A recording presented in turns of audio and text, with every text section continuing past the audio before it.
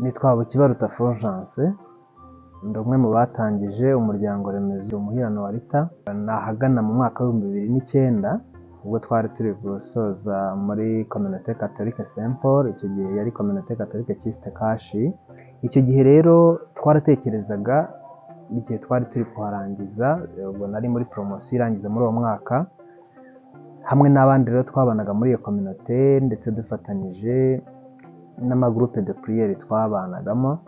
Turavuga tutese ni byiza ko abanyeshuri bavuye muri iyi communauté ko tubona bagera hanze bakagira ibibazo by'aho basengera, by'imiryango remezo bajyamo kubera imiterere y'ubuzima.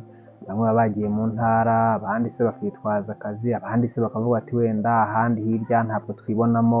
Turavuga tuti reka tugishe inama paroisse tumwe niba yatwemerera tukagira umuryango remezo twe tuzajya duhuriramo nkatwe none nk'abantu baba basanzwe bamenyeranye, ndetse n'abandi bazagenda barangiza muri iyo communauté bakajya baza nk'uko baba basanzwe bafitanye ubumwe, uko baziranye. Tuti niki cyadufasha kugira ngo tujye tuba turi kumwe. Nuko nguko rero icyo gitekerezo cyaje, turaza tugisha inama padiri mukuru wa Saint Michel, ndumva icyo gihe yari padiri muvandimwe, aratwemerera. Twaje turi itsinda riturutse muri iyo communauté, nawe aratwemerera ntiyatugora. Tutangira umuryango remezo uko nguko. Ndibuka ko inama ya mbere n'ubundi twayikoreye hano Saint Michel, tangira baratwemera ubuzima gatozi, batubwira ko tugomba kujya tubarizwa muri impuzamiryango remezo ya Nyarugenge. Twarahuraga rero mu nama y'umuryango remezo tugasenga uko structure biteganya. Hanyuma mu bindi twibandagaho icyo gihe ndabyibuka hari harimo ibikorwa by'urukundo, hari nk'abarwayi twajyaga gusura mu bitaro bigiye bitandukanye, harimo ndetse abanyeshuri twarihiraga amashuri n'ibindi bigiye bitandukanye.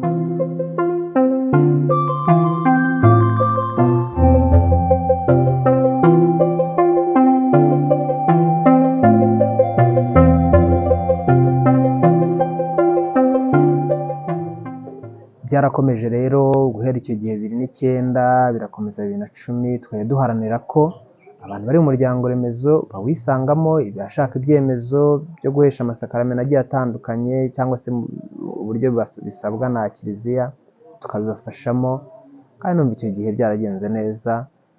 Turashima Imana n'uyu munsi rero ko muri imyaka 15 ishize uwo muryango remezo twitangiye ndetse twasabiraga ko wazakomeza.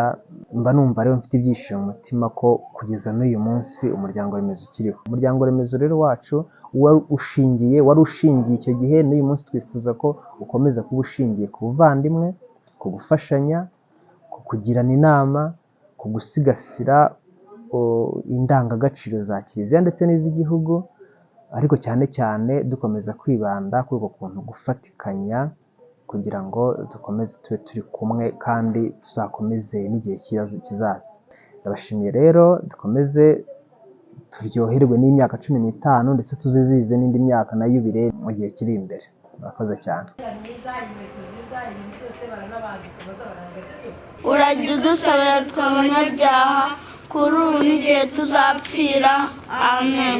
Nitwa Elise Dushimirimana, ndi umukristo muri Paroisse Saint Michel, abankorera ubutumwa mu muryango remezo Umuhirano wa Rita. Tukaba dukora ubutumwa bw'abana rero igihe twateranye nk'umuryango remezo, icyumweru cya kabiri, icyumweru cya kane. Nkaba rero nshima Imana ko ubwo butumwa rwose bwabaye ubutumwa bwiza bufasha abana bacu kwitagatifuza, kuko dufite imfashanyigisho z'ibitabo, dufite imfashanyigisho z'ibitabo by'indirimbo, ibitabo by'abana. Rero nkaba nshima Imana ko abana bacu hari icyo bagiye biyunguraho mu bijyanye no kumenya amasengesho atandukanye. Abarira baducumuyeho n'uduterane mu twosya, ahubwo dukize icyago. Amen. Kumenya indirimbo,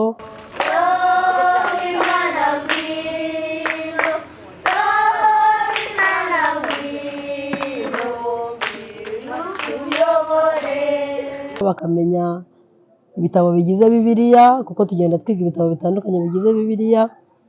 Rero muri uko kwiga byatumye abana bacu bagira umuhate wo gukunda ijambo ry'Imana, bakumva bafite inyota yo kuza mu muryango remezo, byatumye abana bacu rwose bakundana hagati yabo, byateye abana bacu kwiyumvanamo bagakunda gusenga, kuko buri mwana wese ubona aba afite kumva ashaka kuza gusenga, n'utaje uba ubona byamubabaje cyane. Rero rwose nkaba nshimira muri rusange ababyeyi, nkaba nshimira umuryango remezo wacu twitanga ku buryo abana bacu babasha kubona ibyo bakeneye kugira ngo barusheho kwitagatifuza, barushaho kuba abana b'intangarugero nk'uko tubyifuza. Rero twagize ibihe byiza bitandukanye, twakomeje kubana nabo mu bintu byose, twagize abana bakurira abandi mu kubafasha kubera yuko bagiye batandukanye bitewe n'imyaka bafite. Rero rwose ubona ari ibintu byiza cyane bishimira, kandi byatumye bakunda ababyeyi, bakunda abantu baza mu muryango remezo, bishimira abayobozi bacu ndetse n'ibyo dukora barabyishimira. Ubu tukaba tugeze ku ntambwe ishimishije, kandi ndizera ko n'ibindi tuzagenda tubikora neza. Murakoze cyane. Nitwa Theogene Gabamahirwe, mbarizwa mu muryango remezo Muhirano Walter ukora ubutumwa muri Saint Michel. Nawinjiyemo muri uyu mwaka nkimara gusoza kaminuza hano muri KIST, nza kwihuza n'urubyiruko. Ubutumwa rero navuga bw'umwihariko cyane urubyiruko rukora harimo gusura na mu ngo aho batuye, bakavugira hamwe ishapure igihe basuye. Ikindi rero urubyiruko rukora ni ukwiga Bibiliya. Mu muryango remezo wacu tugira umuco mwiza wo kwigisha Bibiliya urubyiruko, aho bahurira hamwe bakiga Bibiliya, bakayisobanukirwa, bakanazirikana ijambo ry'Imana. Ikindi tugira imyiherero y'urubyiruko itandukanye. Rero twebwe mu muryango remezo wacu urubyiruko rufite umwihariko cyane cyane mu ikenurabusho, aho dufite groupe ifasha abakristo ba Saint Michel cyane cyane mu butumwa bwo ku cyumweru, mu guturisha ndetse no gusoma ijambo ry'Imana. Si ibyo gusa byonyine dukora, ahubwo urubyiruko rwitegura gushinga ingo turaruherekeza kugeza ku munsi w'ubukwe, ndetse na nyuma yaho tukabasura bakatubwira umurongo banyuzemo kugira ngo bagere kuri iyo ntego biyemeje, maze natwe bikatwubaka. Murakoze cyane. Nitwa Muhire Vincent, abambarizwa mu muryango remezo Muhire Anuarita ubarizwa muri Saint Michel. Nanjye ndi madamu we, aba nitwa Uwitonze Verine, nanjye tukaba dusengera hamwe mu muryango remezo Muhire Anuarita ukorera muri Paruwasi Saint Michel.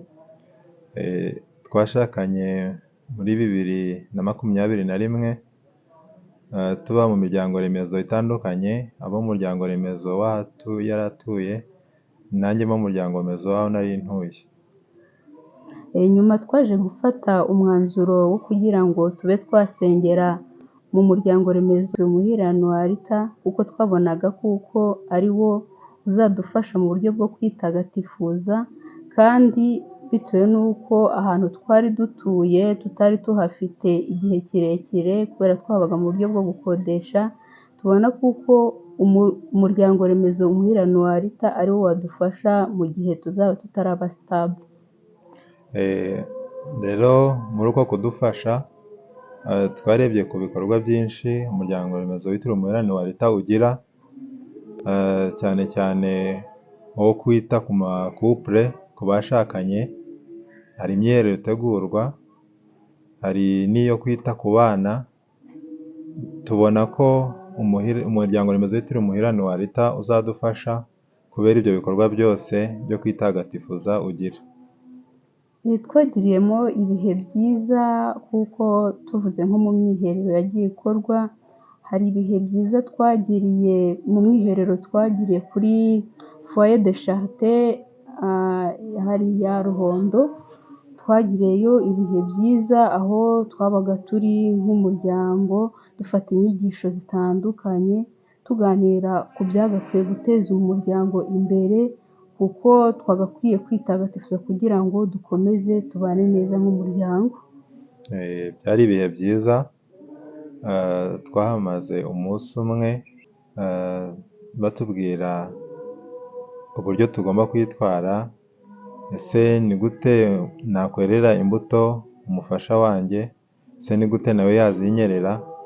Byari ibihe byiza ku buryo icyo gikorwa umuryango remezo ugira ubona ari cyiza gikurura buri wese akumva uwo muryango remezo yawubamo. Hari n'ibindi bikorwa rero umuryango remezo ugira, cyane cyane nko kudushishikariza guhesha abana batisimu. Ibyo byose ni ibikorwa bidufasha kugira ngo twitagatifuze. Hari ubukangurambaga bukorwa, ugasanga abayobozi barasura amafamiye bakamenya ati ese ikibazo kirimo ni ikihe, ku buryo bagufasha waba ugiye nko kugwa bakakugandura. Donc hari byinshi umuryango remezo witiriwe Umuherane wa Rita ugira ufasha ingo, akaba ariyo mpamvu natwe tuwurimo kandi tukaba tunezerewe kuba tuwurimo. Si ibyo bikorwa gusa kuko hari umuco mwiza twahasanze kandi twishimiye cyane, umuco wo kwizihiza isabukuru ya mariage.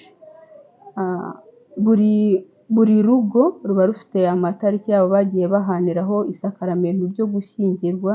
Rero nk'umuryango remezo twasanze ko ari umuco mwiza kuba mu gihe abantu bizihije iyo sabukuru, nk'umuryango remezo baragenda mu rugo bagasubiramo amasezerano bahanye mu gihe cyo gushyingirwa.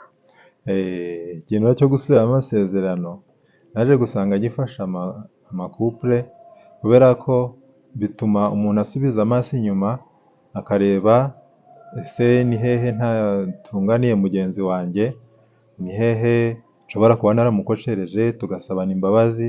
Icyo kintu rero gituma abantu basubira nk'aho bakamera nk'aho basubiye ubusore bakirambagizanya, bigatuma urukundo rwongera rukirenovera, ugasanga ingo zibayeho neza.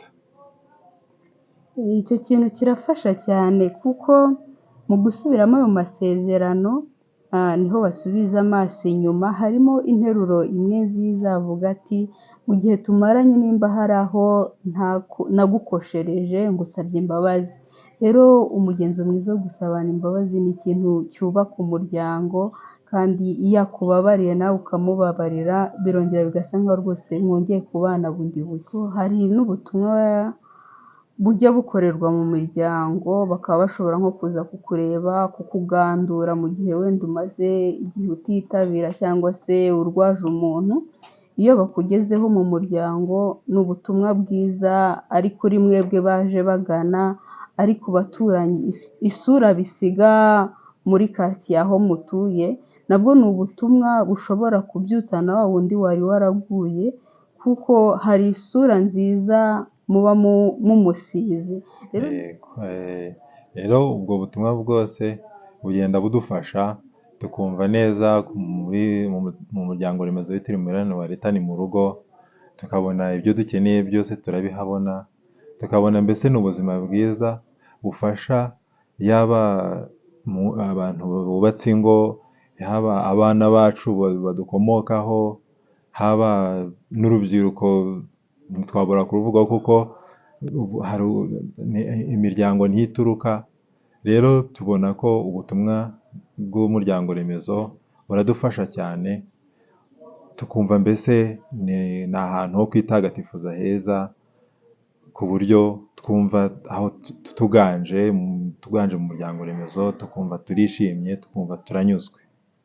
Nitwa Munyarugerero Kizito, nkaba ndi umuhuza w'umuryango remezo Umuherane wa Rita guhera mu kwezi kwa karindwi 2022. Mu mwaka wa 2024 tukaba twizihiza isabukuru y'imyaka 15 umuryango remezo umaze ushinzwe. Turishimira rero ubutumwa umuryango remezo wakoze ku bugishingwa. Hanyuma rero bigeze mu mwaka wa 2019 ubwo twizihizaga imyaka 10 umuryango remezo wari umaze, nibwo twarebye inyuma dusubira mu mateka y'umuryango remezo. Hanyuma amateka tuyashyira mu nyandiko kugira ngo tumenye neza aho twavuye, uburyo umuryango remezo wavutse, abawushinze icyo bari bagamije. Ayo mateka rero yose twayinjiyemo, hanyuma tuyashyira mu nyandiko. Biza no kudufasha rero kubera ko twayahereyeho noneho tuvugurura ubutumwa bwacu. Kugeza 2019 umuryango remezo wakoraga nk'uko bisanzwe, ukora inama nyine bisanzwe nk'uko indi miryango remezo ikora, gusangira ijambo ry'Imana, gusenga, hanyuma no gusangira ubuzima. Rero bigeze muri 2019 nibwo twatangiye ikenerabushyo mu miryango, tubona ko imiryango nyine imaze kuba myinshi, kandi uko ikomeza kuba myinshi n'ibibazo ntibibura. Hanyuma rero dutangira gukora iryo kenerabushyo kugira ngo ridufashe gusigasira imiryango. Hanyuma ntibyatinze dutangira n'ikenerabushyo ry'urubyiruko. Icyo rero bikaba byaratumye umuryango remezo urushaho kwaguka. Ubu ngubu tukaba tugeze ku bantu 180 muri uyu mwaka, mu gihe muri 2019 ubwo twizihizaga imyaka 10 ntabwo twarengaga 50. Ubutumwa rero turabukora muri aya matsinda uko ari 3: itsinda ry'abana, itsinda ry'urubyiruko n'itsinda ry'abashakanye. Tukaba tugira gahunda zitandukanye kuri buri tsinda. Abashakanye bakagira imyiherero ndetse bakagira n'inyigisho zihariye. Abana nabo buri gihe twakoze inama tubahuriza hamwe, nabo bagahabwa inyigisho zihariye. Noneho n'urubyiruko narwo tukaruteganyiriza inyigisho zihariye z'urubyiruko, ku buryo nabo ubona bibafasha kandi bigatuma barushaho kubaho neza, abaho nk'urubyiruko mu buzima bwiza bwa gikristo. Turishimira rero muri myaka 15 ko umuryango remezo umaze gushinga imizi muri paruwasi. Ubutumwa bwabo bukaba bwaragiye bwaguka ku buryo tuvuga tudashidikanya ko kandi twishimira ko muri uyu mwaka wa 2024 ubwo twizihiza isabukuru y'imyaka 15 umuryango remezo Muhirano wa Rita uri mu miryango remezo ikora neza hano muri paruwase Katedrale Mutagatifu Mikayire, ari naho ukorera ubutumwa. Uyu mwaka rero twizihizamo isabukuru y'imyaka 15. Ni umwaka udasanzwe, twagize n'amahirwe uhurirana na yubile y'impurirane ya Kiliziya y'isi yose, imyaka 2025 yo gucungurwa kwa bene muntu, n'imyaka 125 ivanjiri igeze mu Rwanda. Tukaba twarateguye rero ibikorwa bitandukanye bijyanye no kwitegura isabukuru ndetse tubijyanisha n'iri yubile. Twagize inyigisho nyinshi rero twisuzuma nk'abakristo, tugira n'izindi ngingo tuganiraho nko gutanga ituro rya Kiliziya, gusaba penitensiya. Byose tugenda tubiganiraho kugira ngo turushaho kwivugurura, tuvugurure ubukristo bwacu. Ni inyigisho rero twishimiye cyane, cyane cyane urubyiruko. Twanabonye yuko mu by'ukuri muri rusange abakristo gatolika hari inyigisho nyinshi ubona badasobanukiwe. Ubwo rero tukaba twaraboneye umwanya wo kubona yuko tuzanakomeza kujya duhugurana, turushaho kuzamura ukwemera kwacu, kuko iyo tudafite uko kwemera usanga n'ubundi ubukristo bukomeza kujegajega. Turishimira rero ibyo twagezeho muri uyu mwaka wose. Hari abakristo bateye n'intambwe, bamwe bagera n'ubwo batangira urugendo rwo gutega amatwi, ko twagize n'inyigisho ku gukizwa ibikomere. Nabo byabafashije kugira ngo bategwe amatwi, noneho banaherekezwe, ku buryo hari benshi nabo byo byafashije. Turishimira izo gahunda zose twagize muri uyu mwaka. Tukaba tunashimira rero ubuyobozi, cyane cyane ubuyobozi bwa paruwasi Katedrale Mutagatifu Mikayire bwatwemereye gukorera ubutumwa muri paruwasi. Tugashimira abayobozi ba Mpuzamiryango Remezo ya Nyarugenge, ari nayo dukoreramo ubutumwa, ari nayo turimo. Nabo baradufashije cyane kuva twatangira, tutaguza tutaramenya uko imiryango remezo ikora baratwerekera. Ubu rero natwe tukaba twishimira yuko tugeze ku ntambwe ishimishije.